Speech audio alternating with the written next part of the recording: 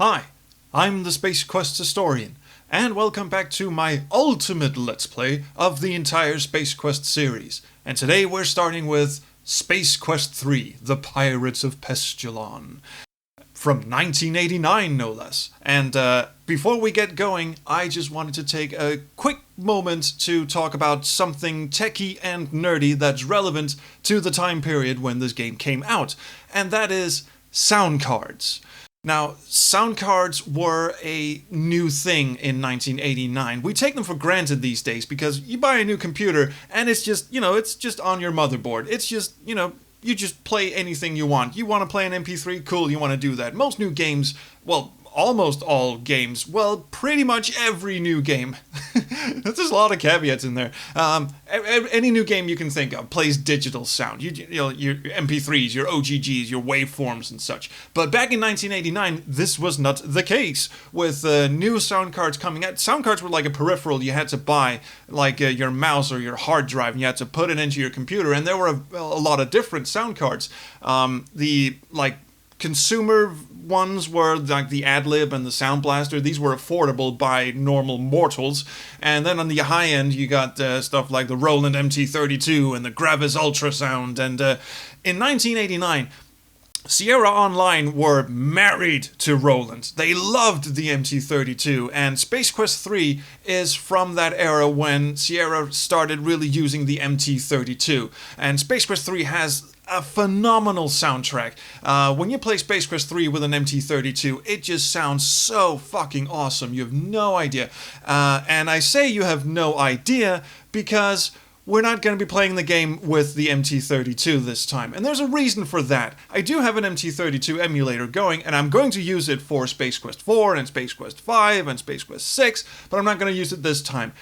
The reason is that, and I promise this is going to make sense, if you played Space Quest 3 on the Amiga doesn't have like synthesizers. It doesn't play MIDI music. It plays digital sounds, and you got sound effects like Roger's feet hitting the ground when he jumps out of the escape pod at the start, and even when the cover of the sleep chamber goes back, you even hear Roger's voice going, "Where am I?" And PC players, people playing Space Quest 3 on a PC, were robbed of these digital sound effects. Space Quest 3, as far as people in 1989 knew, and actually for a good chunk of years after that, as far as we knew, there were no digital sound effects in Space Quest 3. You had to play the Amiga version to get those, and we were kind of jealous of that. Now, imagine the shock and horror of Space Quest fans when they realized that the digital sound effects that we envied the Amiga players for are actually in the PC version. You can play Space Quest 3 with a Sound Blaster. Now, the Sound Blaster was the first sound card, as far as I know anyway, that could play digital sounds and not just MIDI music. But Space Quest 3, for some reason, doesn't play the digital sound effects that are in the game code. They've been in the game code since 1989 when the game was released, and they're still in the game code when you buy the game on GOG or Steam or whatever. Some genius back in 1989 just put the wrong fucking Sound Blaster driver on the discs. Or, if it's not the wrong one, at least it's a broken one. It doesn't work. So that's why when you play Space Quest 3 with the Sound Blaster driver, it only plays music. It doesn't play the digital sound effects. However, intrepid Sierra fans have actually gone back and had a look at this shit and actually made the Sound Blaster driver work. So you can play Space Quest 3 with the digital sound effects enabled. And I've chosen to do that because there are a lot of Let's Plays on YouTube of Space Quest 3 with the MT32, with the kick-ass soundtrack. And it is a kick-ass soundtrack. I highly recommend you go out and have a look for it because it really does rock your socks off. However, I haven't seen any Let's Plays of Space Quest 3, the PC version, with the digital sound effects enabled, with Roger's voice at the beginning, and with, a host of really good digital sound effects. So that is why I have chosen to play Space Quest 3 with the Sound Blaster music, and see, that's the technical limitation. You can't have the MT32 take care of the music and then the Sound Blaster take care of the digital sound effects. This is from 1989. Space Quest 3 is simply geared so you can only pick one sound card. And I've chosen to pick the working Sound Blaster. So There you go. That's what we're gonna do. Well, yeah. So let's get into the game. Let's jump straight into Space Quest 3 after a cute little introduction from my good friend Danny Sexbang.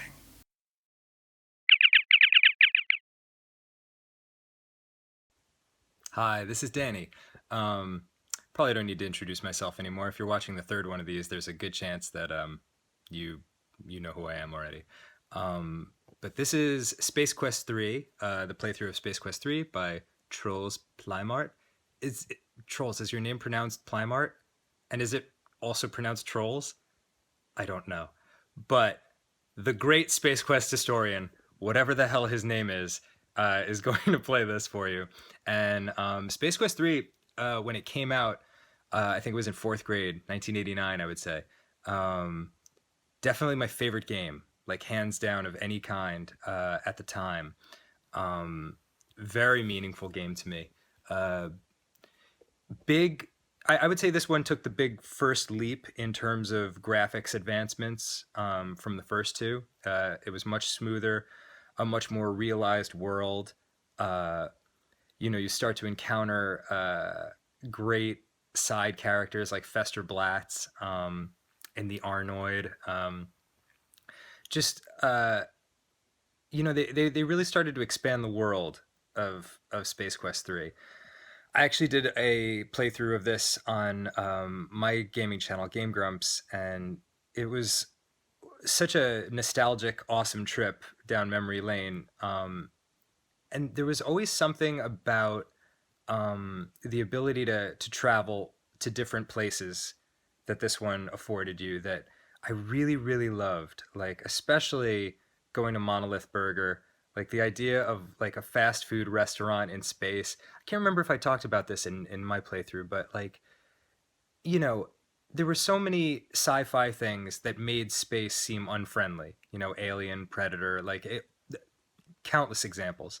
But Space Quest was beautiful in the way that it made space feel fun, And I mean, there's danger out there, but like, I loved the idea as a kid of looking at the stars and thinking like, oh man, think of how many cool, fun things there are out there, And that joy is what I think about when I think about Space Quest 3 in particular. I strongly recommend everyone plays it at home. And if you can't, watching Trolls play it is the next best thing. So please enjoy this playthrough of Space Quest 3. It's a beauty.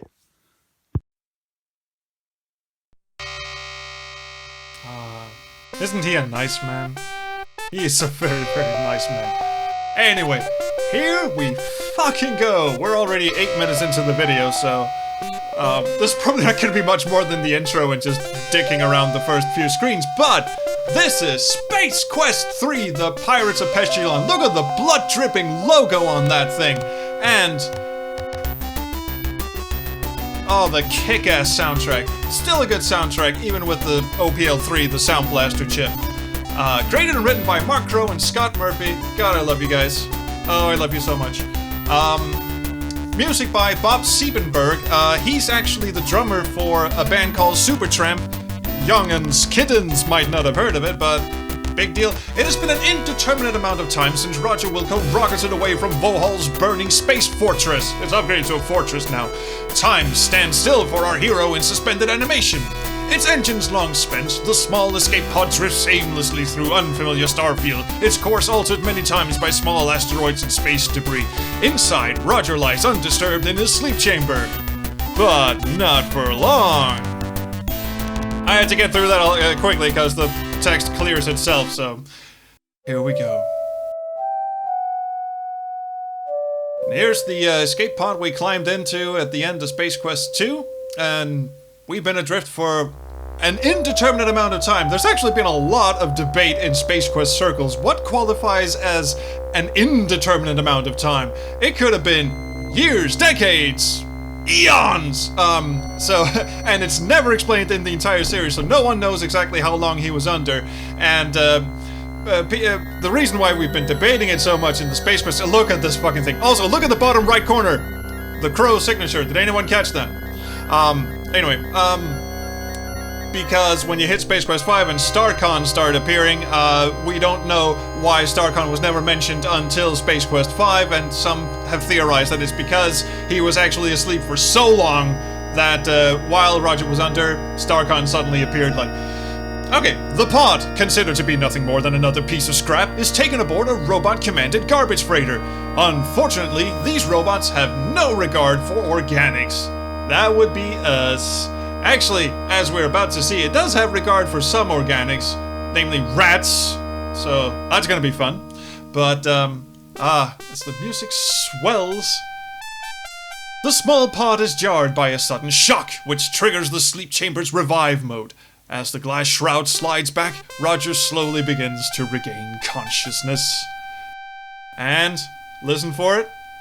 Wait, it's gonna blink his eyes a couple of times, and then... That was not a digital sound effect, by the way. And then Roger speaks for the first time ever. Where am I? That was pretty much the only reason why I wanted to play this version of Space Quest 3. Because no one, if they buy the game from GOG or Steam, or if they had the collection, or if they even bought it back in 1989, no one ever heard that line. And this is, in fact, the first time Roger has ever spoken. Like, Space Quest 4 was the first Space Quest game to get a CD-ROM treatment with a full voiceover, but this is, in fact, the first ever time we've heard Roger talk. Mouse out of the way. It's a nice little Mickey Mouse glove. I don't know why that's the weight cursor, but out of the way it goes.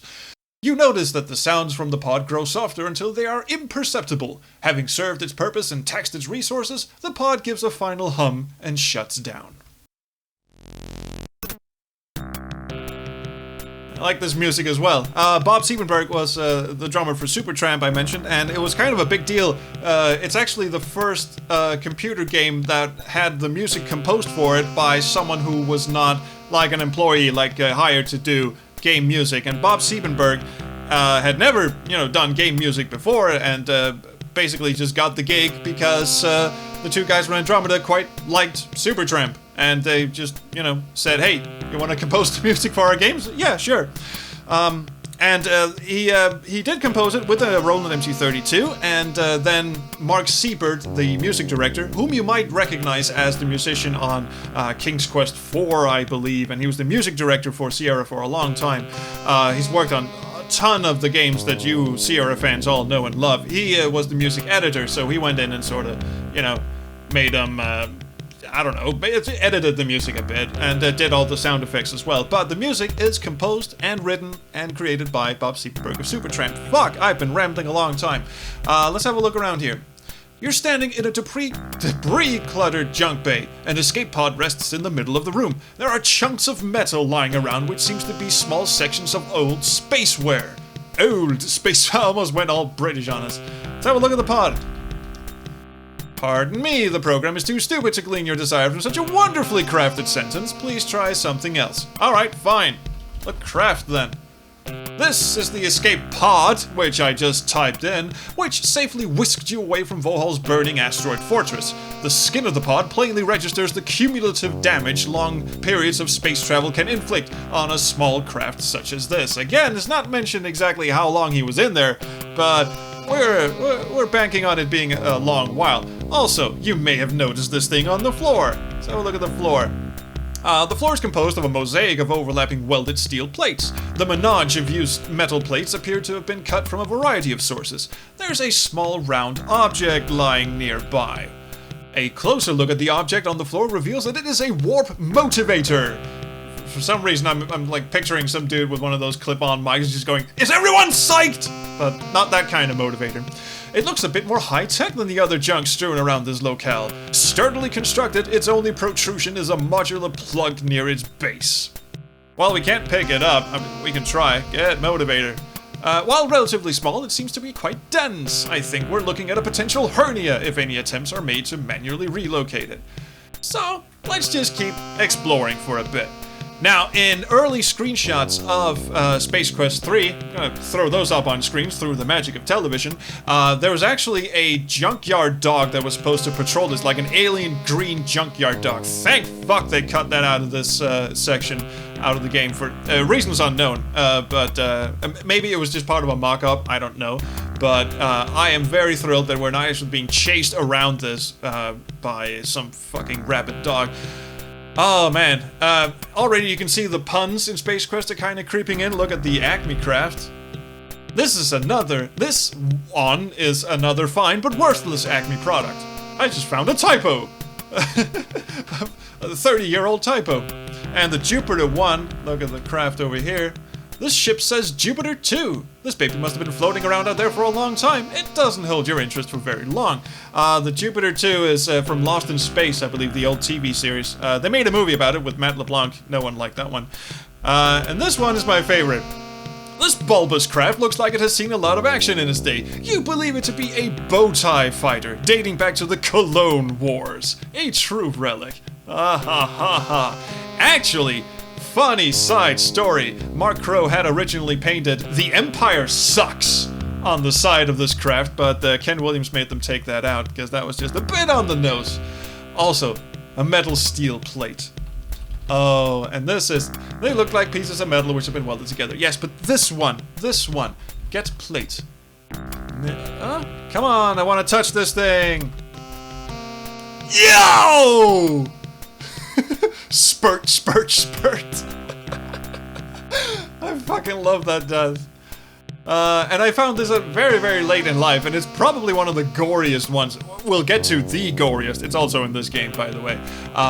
It's obvious that the metal was sharper than you. Double entendre. The resulting laceration turns you into a living fountain, at least for a few moments. Unfortunately for you, the show was your finale. Good luck in the afterlife. A brave but fatal attempt at arterial arts. Well, better restart then. Also, have a listen when he jumps out. I talked over it the last time. Yep, that's a digital sound effect.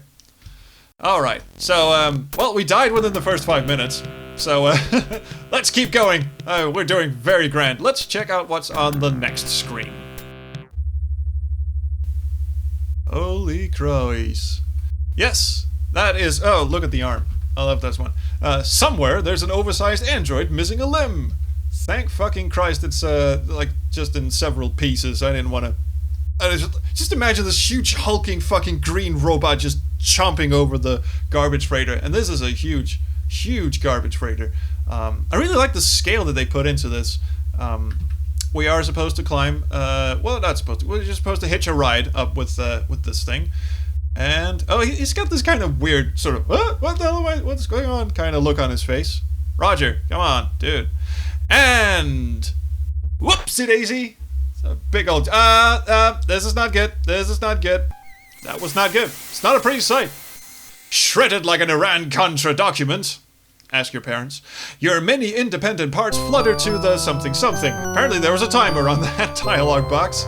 Alright, you're a less than choice cut, Wilco. Let's restart again. Okay, enough horsing around. Let's just get this show on the proverbial road. Oop, there we go. Again, a confused look on his face. As you've probably noticed, Space Quest 3 is still a, what Al Lowe used to call a type till you bleed kind of game. It's a parser game, so you have to type in what he does, but thankfully, the game actually pauses while you're entering your input. It didn't in Space Quest 1 and 2. So now we can stand and jump. And he struggles a bit. Oh, those overworked mopping arms sure came in good. Actually, aren't you supposed to lose like a lot of muscle mass and a lot of like bone tissue and shit when you're in suspended animation? I mean, the upper body strength going on here must not be very... I mean, that must have hurt. That's what I'm getting at. Anyway, here we go. Look at the nice droid. It's not a model you've seen before. The droid appears to be dedicated to this workstation. It seems harmless enough. It's not. Let's find out, shall we? Here, droidy, droidy. Here, droidy. Oh, I do love you so. Hey! I can't whistle, but hey. Dude. Come over and kill me! Oh, come on! Okay, so he's not in the killing mood, I guess. Alright, fine. We'll just climb in this grabber instead. Climb down. There you go. Keep propping into the seat, you grasp the forward-backward control of the grabber, because the rail is not very maneuverable. Actually, can we... Dude, I'm right here! Hello! We haven't seen footwork like that since Gerald Ford! Unfortunately, your fall causes you to make contact with the non-moving deck below. The resulting impact forces the cancellation of your subscription to life. Okay, so the robot didn't kill us, but... I did. My lack of motor skills did. It wouldn't be so bad, except for the sudden stop at the end. Next time, don't get so close to the edge. Alright, I'll try not to. Alright, you can just go fuck yourself, Mr. Robot. I am off. Now, the cool thing about little Mr. Grabby here is that he's equipped with one of those claw things. And the claw thing will lower to the ground on this little magnetic kind of magic sci-fi thing, and will grasp whatever's on the surface. The claw senses contact with the warp motivator, grasps it firmly, and begins the ascent back to the grabber. It's very nice of it, actually. So this is what we... And really, you're supposed to explore the entire freighter and find out that there's a ship that you can steal, and I'm not going to do that. I'm just going to plop it into the ship as you're supposed to, because I can do that. Alright, here we go. This is in fact the magic spot. We're just going to press the button again and lower that into... Look at that! That baby's going to be ours. Sensing an adequate surface, the claw releases its cargo and begins the ascent to the grabber unit. The object thuds into place within the cavity of the ship. And you heard the thud, right? That one. Ah, God, I love this. I haven't actually played through the entire game with these sound effects enabled, so it's going to be a trip for me as well. Alright, let's return this thing to where we found it, and I am dead sure this dude is going to come and kill me at some time. Mr. Robot? I've seen him do it! There he goes! Hi! Come on. You really bit the beam, Buckwheat! And there's that lack of regard for organics in action again. Sorry. I guess they never heard of the warning shot concept around here. Anyway, you're dead. Hope you enjoy your new flow-through ventilation system. Hole in one. I knew he could do that. Also, he's got he's got scary eyes, doesn't he? Little cute little robot there. You saw those? Anyway, instead of letting him zap our ass, let's just throw ourselves down the chute. Fortunately, you come to a relatively soft landing in a pile of debris. And here's where the organics that are allowed to stay down here come into play. So look at the rats.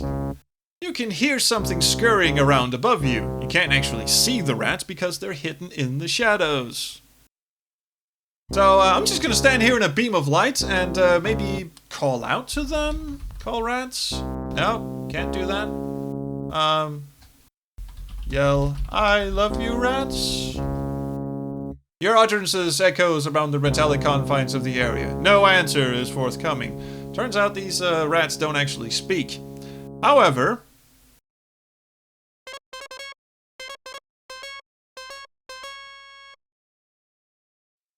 they also seem to not give a fuck that I'm down here. That's very disappointing. I'm gonna steal their generator. You unhook the reactor from the cheap wires and take it with you. Now that's, how are you supposed to know there's a fucking generator on the left wall over there? It's not visible at all. But, I'm gonna take it. You guys can't do shit. You hear me? Hey, if you're gonna attack me now. No? Nothing? Well, fuck you guys then.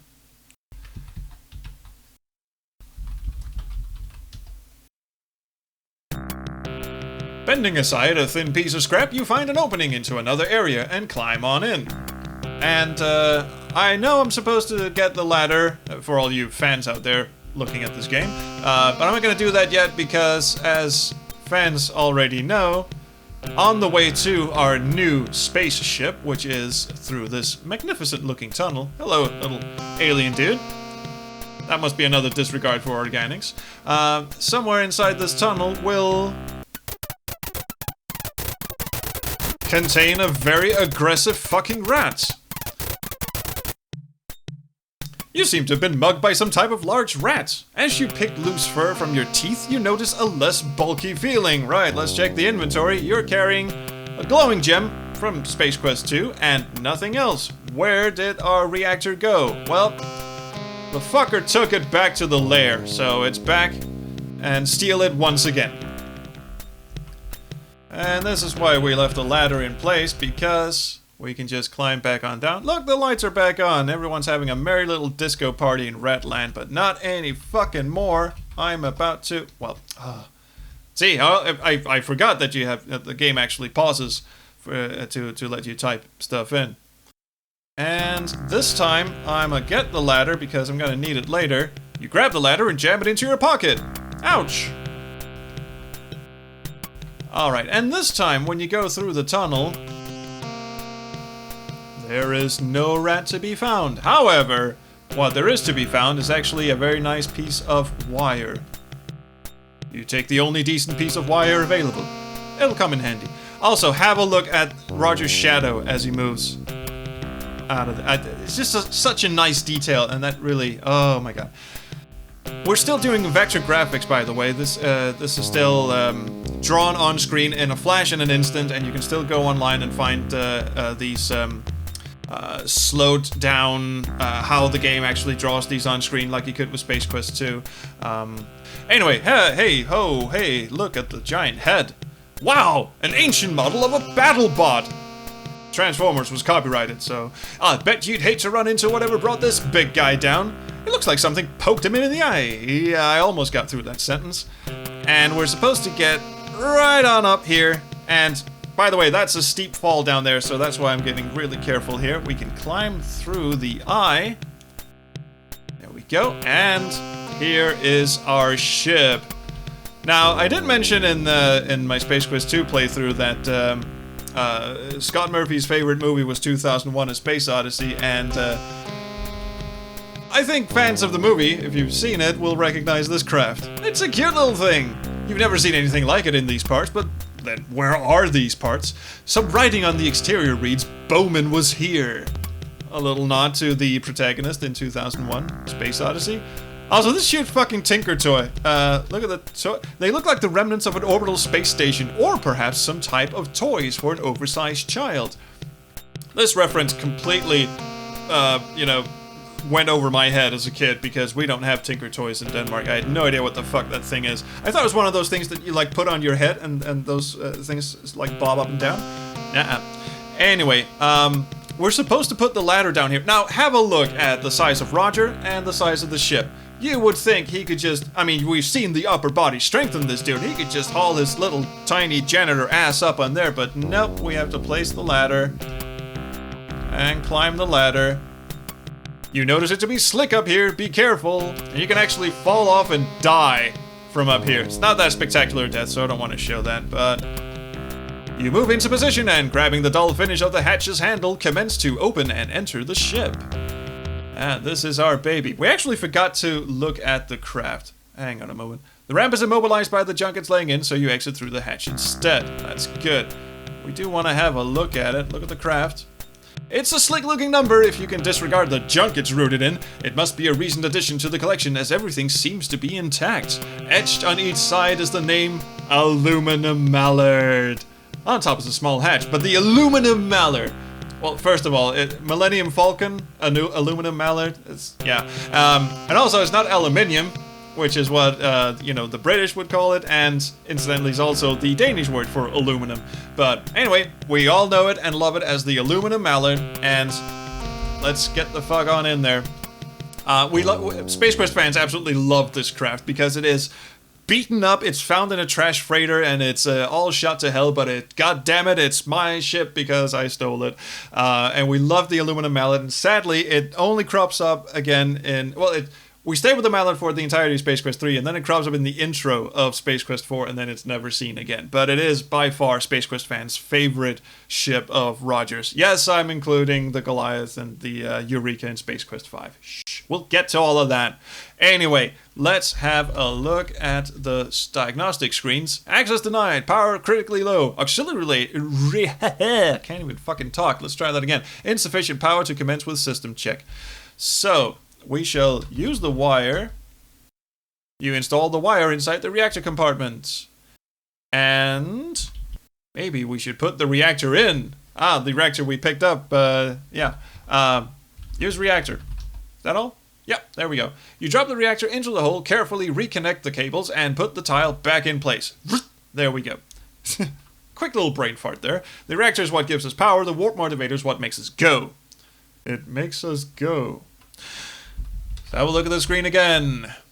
Systems checks in progress. Power level nominal. Auxiliary reactor online. That's a hard word to say. Alright, there's the auxiliary reactor. Fuck it, I'm just going to call it the aux reactor. Landing gears in place. Nominal. Warp motivator. Nominal. Everything's fucking cool as dude here. Looks like this bird's in good shape. Cool, let's have a sit down. And little Easter egg for you guys up here. Search seat. Searching around the cushions, you find among variously colored wads of lint 7 buckazoids. And that gives you a point. I don't know. You just get buckazoids. Can't actually use them for anything. But alright. Let's have a look at the other screen. Now, let's get the fuck out of here. First we turn on the engines. There we go. We activate the radar, because we really want to see what's ahead of us, and now we take off. You feel a strong rumbling as the ship strains to loosen itself from the confines of the junk heap accumulated at its base. Finally, it begins to rise. There you go, parallax scrolling and everything. Hey, kids. The ship rises several meters, then stops abruptly. I'm sorry if I keep calling you kids. I don't know why. An alarm from the computer attracts your attention.